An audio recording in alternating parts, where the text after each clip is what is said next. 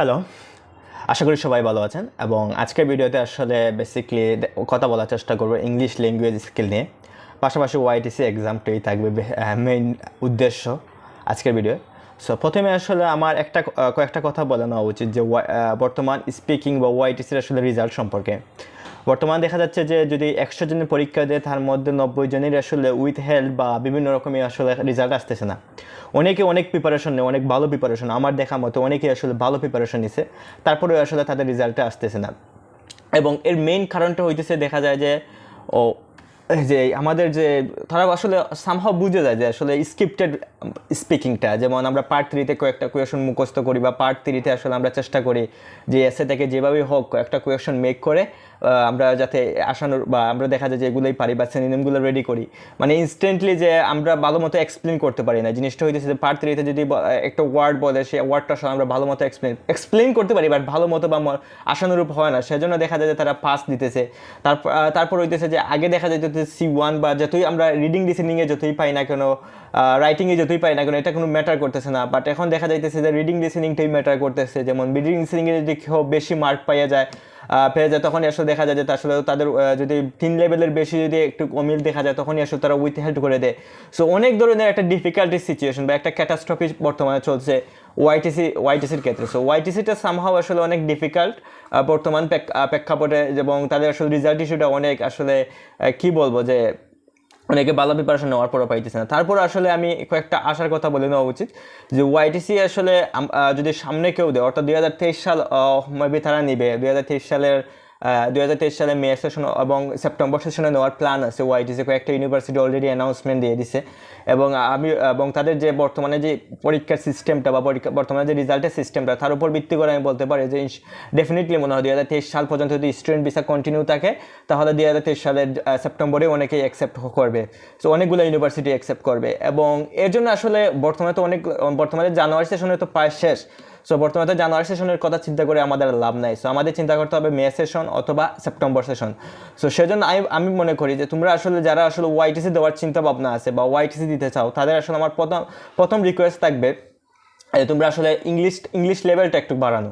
অর্থাৎ তোমরা আসলে কোনো স্থানীয় কোনো কোচিংয়ে অথবা তোমাদের নিজেদের মতো করে ওয়াইটিসি পরীক্ষা দেওয়ার আগে তোমরা নিজেদের মতো করে আসলে কিছু গুছিয়ে নেওয়া উচিত। যেমন পার্ট 1 তো সবারই সমান থাকে, পার্ট 4-এর কোয়েশনগুলো কীভাবে আনসার করতে হয়, তারপর হচ্ছে কি পার্ট 2-এ তোমরা প্রেজেন্টেশন স্কিলটা একটু ডেভেলপ করা। অর্থাৎ আমরা আইএলসের যে পার্ট 2 থাকে বা কিউ কার্ড টপিক থাকে, এই কিউ কার্ডটা ডিসক্রাইব আমরা কীভাবে করি ইনস্ট্যান্টলি, এরকম কিছু একটা আমাদের একটু স্পিকিং লেভেলটাও যদি ভালোভাবে জ্বালিয়ে নেই বা আমরা যদি স্পিকিংয়ের উপরে একটু ফোকাস দিই, তারপর যদি আমরা পরীক্ষা দিই, আমি মনে করি যে সবার আসলে রেজাল্টটা আসার একটা সম্ভাবনা আছে। সো এই হচ্ছে একটা জিনিস যে আমরা আসলে আমাদের আসলে আগে থেকে প্রিপারেশন নিতে হবে যে আমরা জাস্ট পরীক্ষাতে বসে তারপর যে আমরা রেজাল্ট আনতে পারবো এমন কোনো গ্যারান্টি নাই। বর্তমানে দেখা যাচ্ছে ম্যাক্সিমামই আসলে পারতেছে না, just because of this kind of mentality. এই ধরনের মেন্টালিটির কারণে আসলে এই বর্তমানে সমস্যাটা হইতেছে। তারপর আরেকটা কথা বলে নেওয়া যাক, যেমন অনেকের স্পিকিং ভালো আছে বা অনেকের আসলে স্পিকিং ভালো না, তারপর ওই দেশে পরীক্ষা দিয়ে দিছে বাট পরবর্তীতে আবার পারতেছে না, যেমন পড়তেছে না। যে তাদের আসলে মেন্টালিটিটা নেগেটিভ মাইন্ডসেট থাকে যে না আমার বন্ধু রাকিব তার অনেক স্পিকিং ভালো, তারপরে ও পারলো না, কীভাবে আসলে আমি বাজে স্পিকিং নিয়ে পারবো।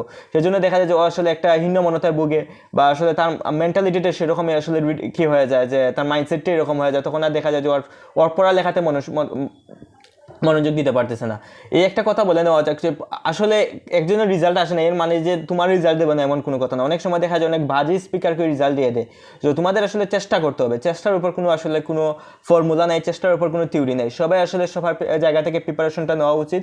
এবং আমার একটা জোরালো দাবি থাকবে যে তোমরা আসলে কী করো, তোমরা আসলে বর্তমানে স্পিকিংয়ের দিকে ফোকাস দাও, তোমরা ওভারঅল স্পিকিংটা ডেভেলপ করো, তারপর আসলে পরীক্ষা দিলে ইনশাল্লাহ তোমাদের রেজাল্ট আসবে। কারণ আগে একটা সময় ছিল, আমি বারবার কিন্তু প্রিভিয়াস কয়েকটা ভিডিওতে বলছি যে আগে একটা সময় ছিল যখন আসলে পরীক্ষা দিলেই আসলে সামহাও যদি আমরা কথা বলতে পারতাম রেজাল্টটা দিয়ে দিত।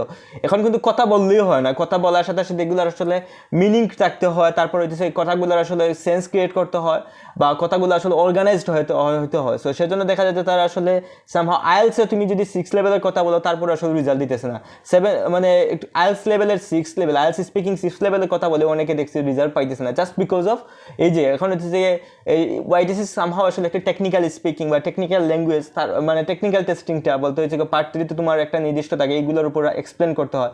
সো এক্সপ্লেনেশনটা আসলে তখনই ভালো হয় যখন তোমার আসলে ইংলিশ এবিলিটিটা সামহাও ভালো থাকে। সো সবাই আমার একটাই রিকোয়েস্ট যে তোমার আসলে ওভারঅল ইংলিশটা ডেভেলপ করা, এবং তোমাদের দ্বারাই হবে, কারণ হচ্ছে আমাদের সব ম্যাক্সিমামের মাইন্ডসেটটা আসলে নেগেটিভ থাকে, সো সেজন্যই আসলে হয় না। সো আমরা মনে করি যে আসলে আমাদের দ্বারা হবে না, সো তোমাদের জাস্ট পজিটিভ মাইন্ডসেটটা আনো, পজিটিভ মাইন্ডসেট থাকলে ইনশাল্লাহ তোমাদের দ্বারা হবে। সবাই পারতেছে, ইংলিশ ইজ দ্য ল্যাঙ্গুয়েজটা কে অ্যাডাপ্ট করতে পারে না? তুমি সময় দাও, সময় দিলে সবই হবে। জাস্ট ট্রাই, মানে এটার সাথে strict with the language, then you can easily win the task. So তোমরা যদি পজিটিভ মাইন্ডসেট থাকো এবং মানে ইংলিশের সাথে যদি সংযুক্ত থাকো টানা 4 থেকে 5 মাস, ইনশাআল্লাহ তোমাদের দ্বারাই হবে। এবং best of the luck for your future. Till then, আল্লাহ হাফিজ।